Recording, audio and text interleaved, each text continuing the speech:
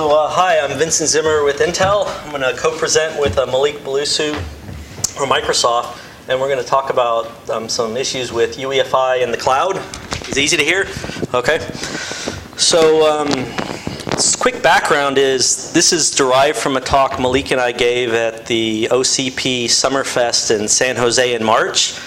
And the audience there was very server-focused, deep server guys, sort of light on EFI.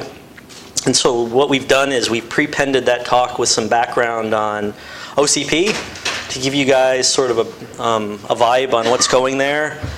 And then really we want to enjoin a conversation with this community about open servers and standards-based firmware. But to help motivate that, I'm going to let Mallik sort of give an intro on at least the challenges that this market observes with firmware. Thanks, Vincent.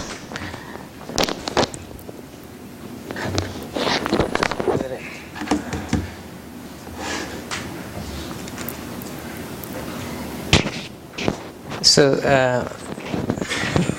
to appreciate the problems related to firmware development within the cloud context, it would be good to contrast cloud computing with traditional compute.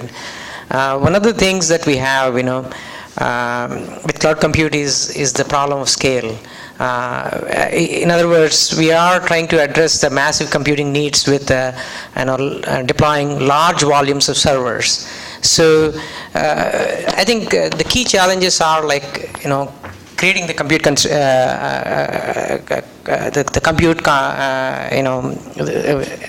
the key challenges are in deployment and in managing the compute. When it comes to deploying, what we want is to ascertain that the nodes that we deploy into the cloud, they are all kind of identical. So we have challenges related to provisioning the blades, ensuring that the firmware stacks that kind of power the blades, they need to be consistent across board. There are blade personalities that need to be identical across board, and of course, security is one other issue which we need to be worried about too.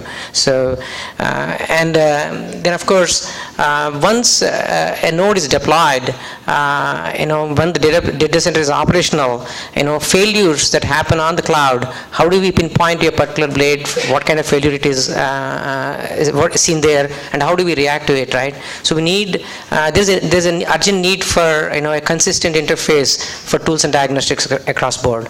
In other words, deploying these nodes into the cloud and managing the compute that it happens, in a way that we, make the data center to be operational, right? So, obviously, UEFI has evolved since Itanium to all the way across board to handhelds. It has its presence pretty a strong presence there, and some of the learnings that we have in the UEFI, they are all equally applied here. Whether it is the core, the way you construct the core, or the way you integrate the reference code pieces and the platform BIOS development that happens, right? So all those pieces are still valid for cloud platform, but in addition to those, the key challenges for us are the way the firmware updates happen on a mass scale, bare metal provisioning, security, and tools and acts. Given that, I would let you do. Thanks, Mallik. I was having a flashback when we gave our talk in San Jose. Someone posted a picture on Flickr of us talking. And I think they liked Mallik more because every picture was Mallik talking. And I was standing there watching. So I had this mental flashback to San Jose of my fat head just staring at someone talking. So speaking of fat heads talking, let's hear the fat head Zimmer talk some more. So what is open compute? So again, we sort of flipped this presentation from what we did in San Jose. In San Jose, they're really subject matter experts in the server domain, but firmware really hasn't been a first order consideration. In fact, in the hallway you'd hear people talk a lot about U-boot, talk to some guys, Kurt, who've been doing ONI, Linux-based provisioning environment. So really, firmware wasn't a first order design consideration. I believe, talked to one of the early OCP members, and he had he was a vice president of a financial services company, and his engineer said, yeah, we have never talked about firmware, but that's one of our biggest pain points, interoperability. So to help put that in context, though, I want to sort of give an overview of OCP for this crowd. But before I do, and I guess to dial my details, raise your hand if you've already heard of Open Compute. So it's about half? Okay. So I'll dial it medium then. Right. But the Open Compute is essentially is an industry collaboration started by Facebook.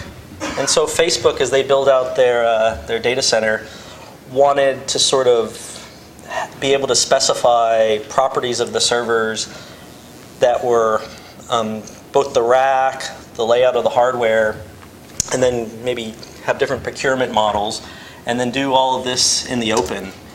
So a lot of companies over time have been joining up.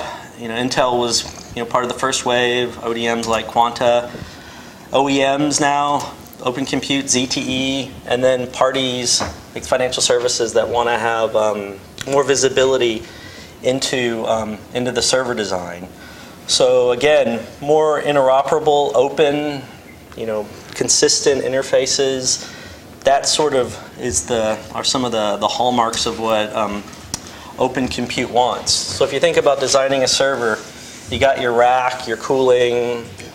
Today, a lot of vendors have variability in this, and so you can't really rip and replace one unit from one vendor to another. And so what Open Compute attempts to do is the data center, from the cooling to the hardware design, board layouts, management solutions, put as much of this in the open as possible such that there can be interoperability. And folks like Facebook and these IP data center guys, they on the web, a lot of these companies grew up in open source. So doing hardware in the open sort of fits some of their methodologies. And the firmware, again, is an area that really had been principally opaque, but has been causing some pain points. And we'll talk about some of the pain points and opportunities in a bit. So that's sort of what Open Compute is going for. Simple, purpose-built.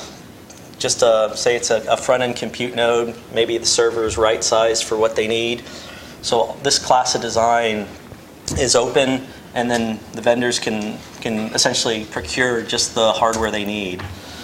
And then design for scale. I think someone told me the sort of a weird metaphor. Servers today can treat them as if you talk to them about them like animals. Historical servers, like a pedestal server, is like a pet. Take care of it, has all this failover. You love your pet, you feed it. These servers, they call cattle. You have a bunch of cattle. If some of your cows die, you have more cattle. So it's a different model, right? These aren't the high end. These are sort of the very simple. So cattle, since this isn't going to be put on public YouTube, I can say that quote I heard. But that's the gist of it, right? So putting all of this, as much of this design points in the open. These are some quotes, at least from Facebook. They believe they accrue some energy efficiency, i.e. only putting on the baseboard what they need, and then cost savings, i.e. only purchasing what they need for their use case. And then, again, web companies, having it in the open, putting schematics, the BOMs, some of the management software, doing as much of it in the open as possible. So that's sort of where Open Compute is going. And sort of the challenge is this: why we think the UEFI community and the Open Compute community, there's opportunities. Because again, Open Compute really hadn't been prescriptive about firmware, the boot and the provisioning. In absence of a consistent solution, things like ONI, which is using Linux as a pre-OS provisioning environment, in absence of having, well-defined or well-understood networking out of the platform. Device update. So there's there's a management working group within OCP talking about the device update problem. They're writing a lot of requirements, but how do you affect those requirements? Map their business needs to what UEFI does. So the way we're thinking about it is this. OCP can sort of germinate and provide problem statements, scenarios, UEFI technology, map them to it. We can do it sort of a posteriori. Hey, OCP, you got all these problems. Look at all the stuff we have in the catalog from EFI 2.0 to 2.5. A lot of the class of code, is in the open, the core. So we're thinking that's a great place to start. And to that end, OCP is that hardware management subteam is going to send out a mail soon soliciting interest for people to participate in these OCP style discussions. And on the same vein, within the UEFI forum here, maybe at some point some of these cloud usages will drive new technology we need. Maybe we could have a sort of a cloud subteam, or take these requirements out of OCP and take them to the various subteams today: networking, security, configuration, shell. Those are sort of our 4 subteams that sort of read on that sort of management layer. And then there's the challenge, of course, that not everyone in OCP is in the UEFI forum. So one other thing we're drafting is going to propose is an alliance agreement. The DMTF already has an alliance agreement with OCP. The specific usage they're interested in is Redfish.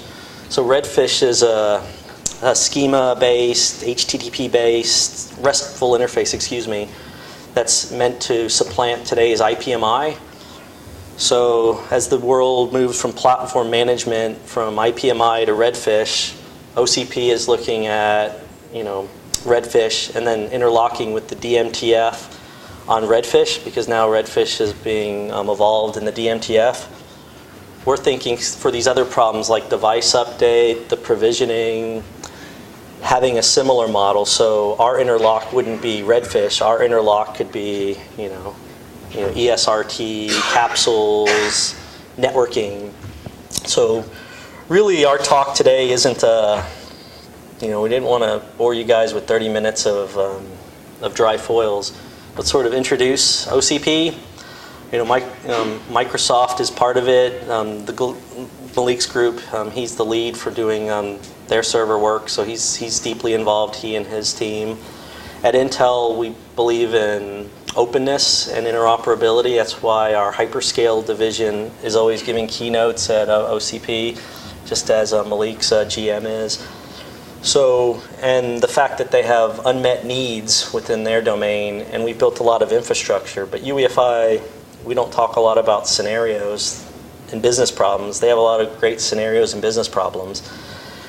And then if we ever get to a point where they want to drive or precipitate new changes in UEFI, and if they're not UEFI members, concerns about IPR, we could work through this forward-looking alliance agreement. But my hope is initially, UEFI guys hanging out in OCP, this new working group, apprise them of all the EFI capabilities. We started that in March by giving them, the rest of our presentation is mostly an overview of details of EFI, that you guys would throw tomatoes at us because you know all this stuff. But see if other people are interested, and Mallik and I are happy to bring in more of the community to those discussions. So with that, sort of at the 15-minute mark here, and I'm not going to give the what is EFI foil, I think I'm going to pause for questions and discussions from people. No page back. Go back to which one? The previous slide. Oh, the eye chart. So this is what we were trying to tell OCP, and we didn't update this for 2.5, so we would have we did this in March, which of course was before the 2.5 spec, which made it very uncomfortable because the Cumulus guys said, well, if you're fixing network booting, when's it going to be done? When's the ACPI spec coming out? I said, well, we can't quite share. They said, but you're supposed to be open. I said, well, once it's done, it's open. Exactly. But yeah, so, yeah. been open about that as well. Okay. Yeah. But yeah, I think there's really, this is a domain matching. People don't realize what's available in 2.5, and I think the fact that we do have open communities, and as talked to Leaf earlier, trying to get more open platform instances out there. I think the essence of what they're trying, and we in the EFI community would like to see for more interoperability and openness, are very much synergistic. But to make some of that real, there's some sort of domain crossing, train these guys on what's possible with EFI, and correspondingly give them a voice within the forum, which may mean near-term individual companies from OCP joining the forum if they're not here, or we have this liaison alliance agreement, which makes information sharing possible without violating IPR.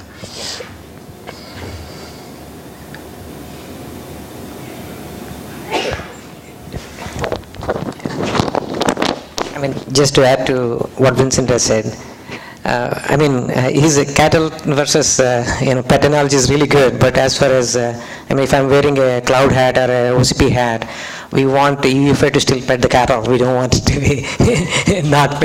They're still pets for you as far as firmware problem solving is concerned. So, so that's one thing.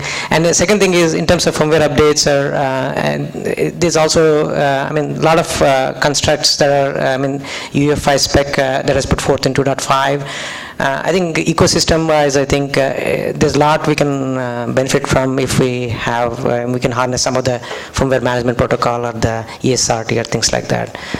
Some of the immediate things that we can do is to, because even we're trying to simplify the design, as Vincent has said. If you take a traditional EX class server to what the OCP is trying to do, but still the complexity is there because there are third-party components that we end up integrating into the server, and there are firmware bits that attract each of these components. So across ecosystem, if everybody is following some of these constructs, it'll be really good. That's one thing that I personally, from a cloud team, and definitely what we observed is, the redfish, the DMTF focus they have. Like I looked at their some of their advocacies for updates. They said in-band is brittle, broken, don't do it. I think the methodology is minimize in-band, a lot of out-of-band, and I don't think people realize how where in-band has evolved. And then what the platform types are. So at OCP, a lot of companies announced like network switches. Now with merchant silicons, microservers and switch silicon, a network switch just looks like a server. And so Cumulus talked about adding a lot of using DSD and a lot of new properties so they could describe the 100 port switches. And then what they expressed they would like to see is booting, upstream Linux on their switches, and it's just working. Not having custom network operating systems anymore. So again, upstream OSs, industry standard loaders. It seems like a trend where they could benefit each other. But again, the OCP community not being as apprised of what is available in industry standards-based firmware. You hear a lot of U-boot and other things again, which is a fine solution, but I don't believe is scalable as if you took advantage of industry standards with the upstream OS support from whether it's Microsoft or the Linux community or others. Well, that's all we got, and if there aren't any more questions, we'll probably let you guys. Oops.